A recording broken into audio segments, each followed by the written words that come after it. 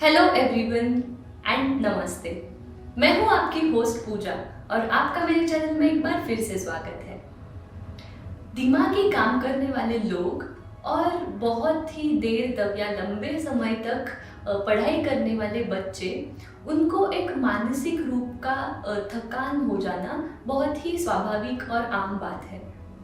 उसका असर उनके सीधा काम करने के तरीके पर भी पड़ सकता है। तो आज के वीडियो में मैं आपके लिए कुछ ऐसे आसन लेके आई हूँ कि आपको जो ना ही सिर्फ फिजिकली या शारीरिक दृष्टि से फिट रखेंगे या फिर आपकी जो मेंटल स्ट्रेंथ है या फिर मेंटल बैलेंस है वो भी एकदम कंट्रोल में रखेंगे और आपके मन की एकाग्रता बढ़ाने के लिए हमारी मदद करेंगे। कभी कभी स्ट्रेस की वजह से या फिर एंजाइटी की वजह से, टेंशन की वजह से हम अपने काम पर या फिर अपने पढ़ाई पर पूरी तरह से 100% फोकस नहीं कर पाते। तो हमारे नकारात्मक मनस्थिति का जो असर है वो हमारे काम पर ज़रूर पड़ता है। तो ऐसा न होने के लिए हम हर सुबह या फिर शाम को, आपको जब भी सूटेबल टाइम है तो उस वक्त हम कुछ योगाभ्यास या फिर कुछ योगासन प्रैक्टिस कर सकते हैं, जिसकी वजह से हमारी कंसंट्रेशन पावर है या फिर मेमोराइजिंग करने की जो कैपेसिटी है वो बढ़ाने के लिए हम थोड़े प्राणायाम या फिर कुछ ऐसे आसन हैं वो प्रैक्टिस कर सकते हैं। इस वीडियो में आगे जाने से पहले जल्दी से मेरे चैनल को सब्सक्राइब कर दीजिए और इस वीडियो का लाभ उठाने के लिए इसको पूरा देखिए।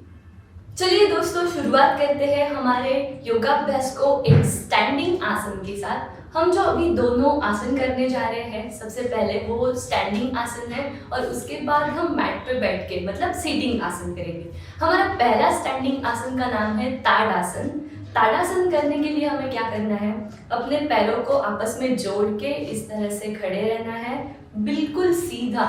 दोनों पैरों पर समान प्रमाण में वेट आना चाहिए हमारे बॉडी का और हम हाथों को, अपने फिंगर्स को इस तरह से इंटरलॉक करेंगे और ऊपर की तरफ अपने बॉडी को पूरी तरह से स्ट्रेच करेंगे। और ताड़ासन के लिए ये पोजीशन लेने के बाद हम धीरे धीरे अपने हिल्स को, अपने एडियो को ऊपर स्ट्रेच करेंगे, ऊपर उठाएंगे और अपने टोज के ऊपर बैलेंस करेंगे।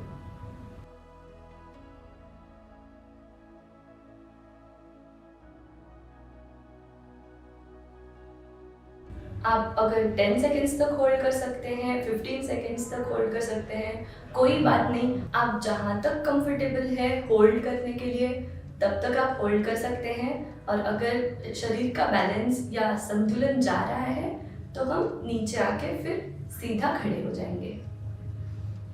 इस तरह से इस पोजीशन को, ताड़ासन को, हमें 4 या 5 बार तक प्रैक्टिस करना है। Inhale, lift your hands up. इस तरह से फिंगर्स को एक दूसरे में फंसा के पूरी बॉडी को ऊपर की ओर स्ट्रेच करेंगे। मैं आपको ये आसन साइड वेज में भी दिखा रही हूँ। इस तरह से बॉडी को पूरी तरह से स्ट्रेच करके हम एडियो को ऊपर उठाएंगे, हिल्स को अप करेंगे और सिर्फ अपने टोज के ऊपर हमें बैलेंस करना है।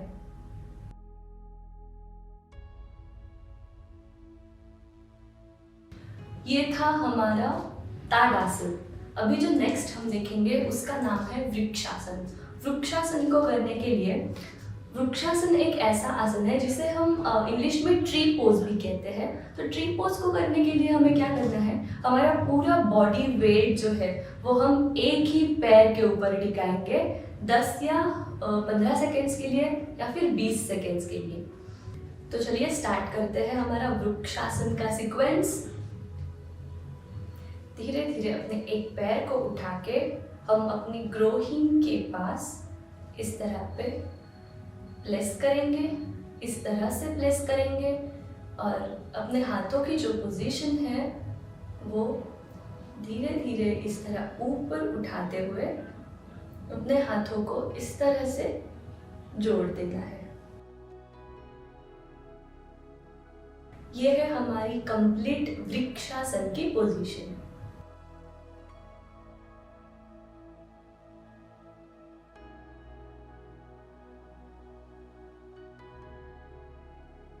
बीस सेकेंड्स तक होल्ड करने के बाद हम हाथों को पहले नीचे लेके आएंगे और फिर पैर को नीचे रखेंगे। इस तरह से इस पोजीशन को ड्रॉप करना है। इस पोजीशन में आप शायद बॉडी बैलेंस खो के डांस भी कर सकते हैं।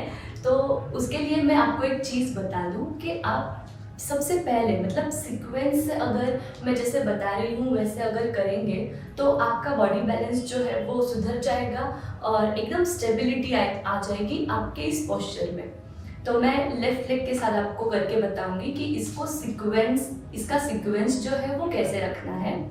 सबसे पहले आप अपने राइट लेग को इस तरह से एक स्टेप अप करके या फिर एक स्टेप फॉरवर्ड रख के धीरे धीरे अपने बॉडी बैलेंस को संभालते हुए एक पैर को उठा के ग्रोहिंग के पास इस तरह से थाइज एक दूसरे थाई पर रख देंगे और अपने हाथों को इस तरह फैलाते हुए इनहेल करते हुए हमें इसको ऊपर लेके जाना है और ऊपर की तरफ जोड़ देना है।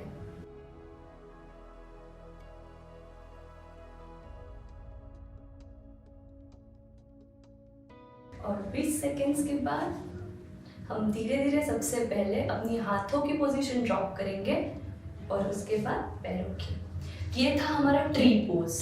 हमारा जो तीसरा आसन है वो है अल्टरनेट टो टचिंग। एक्चुअली ये एक एक्सरसाइज है।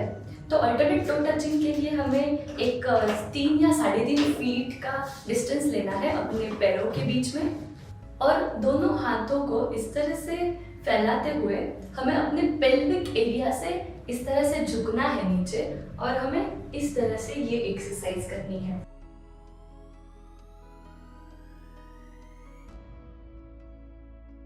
जैसे नाम में ही मैंने आपको बताया alternate toe touching. Right hand से हमें लेफ्ट टो को टच करना है और लेफ्ट हैंड से राइट टो को टच करना है। ये डायनामिक मूव्स है। ये ओबेसिटी के लिए मतलब मोटापे के लिए भी हम इस एक्सरसाइज का उपयोग कर सकते हैं। तो अगर आप कंफर्टेबल नहीं है ज़्यादा फास्ट पेस के लिए तो आप इसको बिल्कुल स्लो इस तरह से भी कर सकते हैं।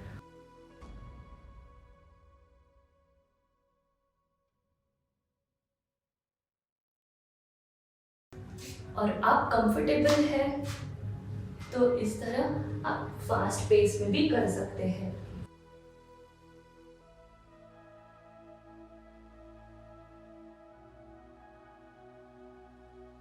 इसके बाद हम हमारा जो स्टैंडिंग लास्ट आसन है वो देखेंगे जिसका नाम है अर्धचक्रासन। अर्धचक्रासन कोई भी कहीं पे भी परफॉर्म कर सकता है। आप घर बैठ के बहुत इजीली अर्धचक्रासन को कर सकते हैं। अर्धचक्रासन के लिए हम इस तरह से मैं आपको साइड वाइज में बता रही हूँ क्योंकि आपको अच्छे से पता चल जाए। अर्धचक्रासन के लिए हम अपने हाथों को इस तरह से जोड़ के धीरे धीरे हाथ को ऊपर उठाएंगे और पीछे की तरफ बेंड करेंगे। एक बार फिर से इनहेल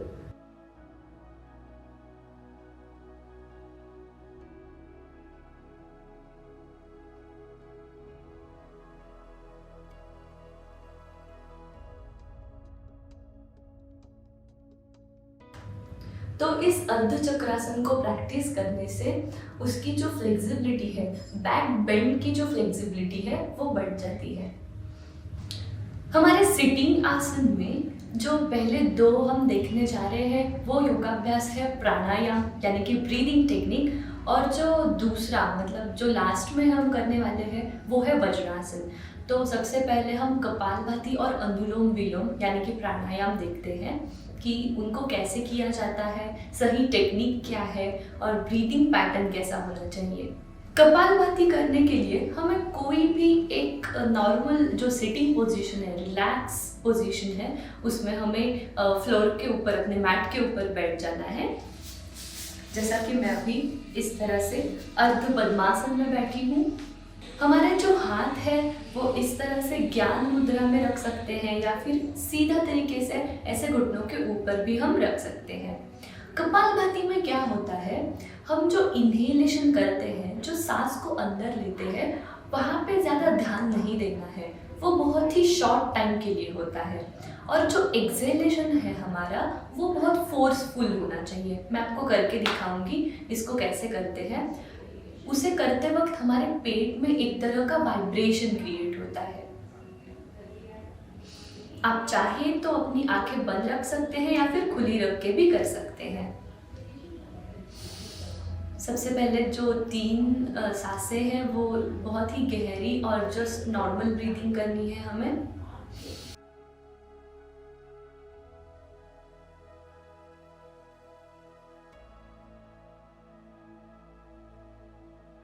अभी हम कपालभाति स्टार्ट करेंगे।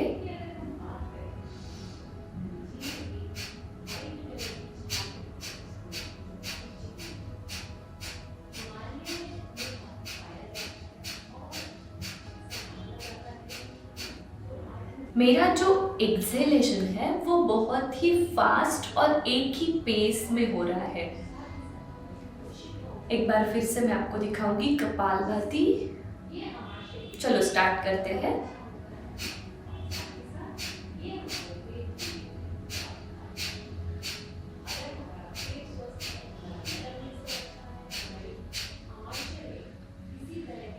हमें इस कपालभाति को 1 मिनट के सेट में ऐसे हमें 3 या 4 सेट करने हैं। मतलब हम 2 या 3 मिनट तक, मतलब 3 सेट तो आराम से हम कर ही सकते हैं। कपालभाति को कम से कम 2 और 3 मिनट तक हम कंटिन्यू अभ्यास करेंगे। उसकी वजह से हमारे रेस्पिरेटरी ऑर्गन्स अच्छे रहते हैं और हमारा जो स्ट्रेस है, एंजाइटी है, वो हम अपने बॉडी से बाहर फेंकने के लिए ये बहुत ही अच्छा है एक प्राणायाम और ब्रीदिंग टेक्निक कपालभाति। हमारा नेक्स्ट प्राणायाम है वो है अनुलोम विलोम। अनुलोम विलोम के लिए सिटिंग पोजीशन जो है वो रिलैक्स पोजीशन में आप बैठ सकते हैं। अनुलोम विलोम को अल्टरनेटिव नॉस्ट्रिल ब्रीथ भी कहते हैं। तो अल्टरनेटिव नॉस्ट्रिल ब्रीथ में क्या होता है, हम सांस को एक नासिका से अंदर ले लेते हैं और दूसरे से बाहर छोड़ देते हैं, फिर दूसरे से अंदर लेके पहले से बाहर छोड़ते हैं। ऐसे अल्टरनेटिंग टेक्निक होता है, मैं आपको करके दिखाऊंगी। आप हाथ की इस तरह से मुद्रा बना के रख सकते हैं। दूसरा हाथ जो है वो घुटनों के ऊपर रहेगा। मैं एक नॉस्ट्रिल को अभी बंद कर रही हूँ इस तरह से। इनहेल, इसको बंद करके यहाँ से एक्सहेल।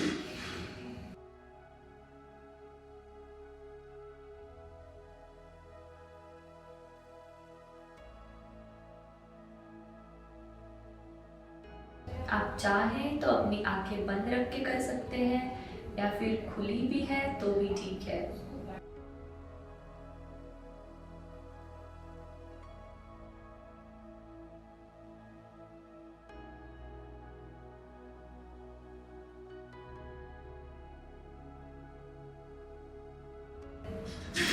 ये है हमारा अनुलोम विलोम ब्रीदिंग टेक्निक। अनुलोम विलोम को हमें 30-30 के आवर्तन में, मतलब अभी जो मैंने किया वो एक आवर्तन, दोनों साइड से हम एक ऐसे काउंट करेंगे। तो ऐसे 30-30 के हम 2 सेट, 2 आवर्तन तो कर ही सकते हैं।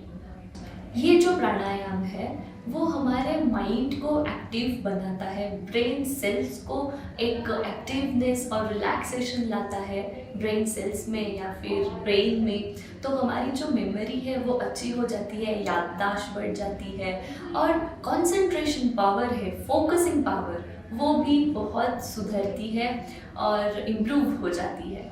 हमारा लास्ट आसन है आज के वीडियो का, जो है वज्रासन। वज्रासन में बैठने के लिए हम सबसे पहले दंडासन में बैठेंगे। दंडासन मतलब क्या कि पैर को बिल्कुल सीधा रखते हुए हम अपने हाथों को घुटनों के ऊपर रखेंगे। ये पोजीशन है दंडासन की। और वज्रासन के लिए हम धीरे धीरे अपने एक एक पैर को इस तरह से पीछे की तरफ मोड़ के बॉडी का बैलेंस बनाते हुए दोनों पैरों को पीछे लेके जाना है। जो एडिया है, आपको वज्रासन में एक ध्यान रखना है कि हमें एडियो के ऊपर नहीं बैठना है। जो एडिया है हमारी वो बाहर की तरफ इस तरह से पॉइंट आउट की हुई चाहिए और उसके बीच में हमें बैठना है। ये है वज्रासन की पोजीशन। आप इस तरह से अपने हाथ घुटनों पे भी रख सकते हैं, या फिर अभी मैं आपको एक हस्त मुद्रा बताने जा रही हूँ जिसे भैरव मुद्रा कहते हैं। तो भैरव मुद्रा के लिए हम अपने हाथ को इस तरह से एक के ऊपर एक रख के हमारा जो बेली बटन है उसके थोड़ा नीचे इस तरह से रख देंगे। हम अपने शोल्डर्स को इस तरह रोल अप करके, रोल बैक करके चेस्ट को ओपन करेंगे और ये एक रिलैक्सेशन पोजीशन है। रीढ़ की हड्डी बिल्कुल सीधी है, हम एक रिलैक्स पोजीशन में बैठे हैं और इस पोजीशन में हम कम से कम 2 या 3 मिनट तक आंखें बंद करके होल्ड करके रखना है।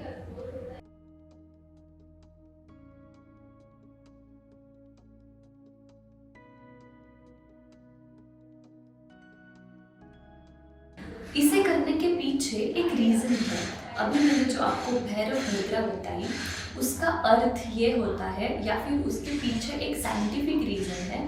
हम जो अपने हाथ को इस तरह से एक के ऊपर एक रखते हैं तो ऐसे होता है कि हमारे पास 2 ब्रेन्स होते हैं, एक छोटा ब्रेन एक बड़ा ब्रेन। तो उन दोनों के बीच में जो दोनों की कार्य प्रणाली है, तो दोनों के बीच में एक संतुलन होना बहुत ही ज़रूरी है। तो 2 ब्रेन्स के बीच में संतुलन होने के लिए ये हस्त मुद्रा जो है भैरव मुद्रा वो हमारी हेल्प करती है। तो वज्रासन में बैठ के अगर हम इस तरह से दिन में 2 या 3 मिनट तक बैठ के होल्ड करेंगे तो हमारी कंसंट्रेशन और मेमोरी पावर है वो अपने आप बढ़ जाएगी और हम जो काम करते हैं वो और अच्छी तरह से कर सकेंगे। कैसा लगा आपको आज का वीडियो? मैं आशा करती हूँ कि आपको ये पसंद आया होगा। ऐसे ही मेरे साथ जुड़े रहने के लिए अगर आपने अभी तक मेरे चैनल को सब्सक्राइब नहीं किया है तो जल्दी से सब्सक्राइब कर दीजिए और इस वीडियो को अपने फ्रेंड्स के साथ और अपने फैमिली के साथ शेयर भी कीजिए। आप अगर चाहते हैं कि मैं किसी पर्टिकुलर टॉपिक पे वीडियो बनाऊं तो आप मुझे कमेंट सेक्शन में ज़रूर बता सकते हैं। आज का वीडियो कैसा लगा है वो भी आप मुझे बता सकते हैं। मैं मिलूंगी आपको बहुत ही जल्द एक नए टॉपिक के साथ। तब तक के लिए नमस्ते एंड टेक केयर।